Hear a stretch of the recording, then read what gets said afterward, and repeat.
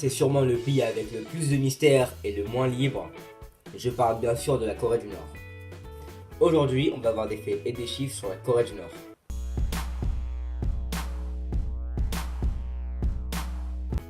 Le chef suprême de la Corée du Nord est Kim Jong-un.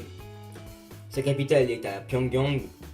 Et en 2015, il y avait 25 millions d'habitants. Au nord, la Corée du Nord a des frontières communes avec la Chine et la Russie. 1416 km de frontières avec la Chine et 19 avec la Russie. Au sud, elle en a avec la Corée du Sud, 238 km. Cette frontière est très militarisée car elle est surveillée par plus d'1 million de soldats. Le Japon, proche voisin maritime, est séparé de la Corée du Nord par la mer du Japon. La Corée du Nord a subi une famine faisant de 900 000 à 2 millions de morts. Suite à cela, Kim Jong-il adopte alors la politique de l'armée d'abord afin de renforcer le pays et le gouvernement.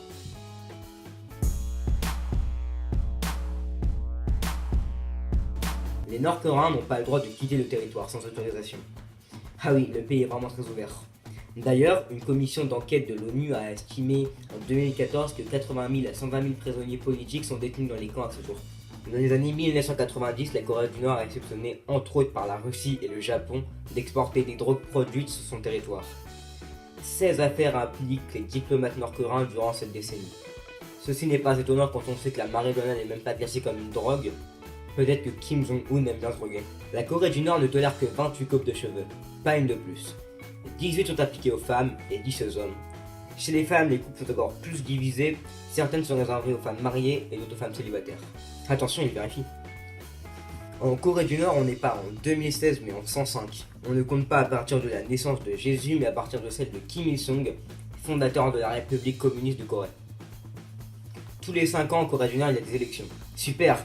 Le seul problème, c'est qu'il n'y a qu'un seul candidat en lice. En Corée du Nord, il est illégal de porter un jean.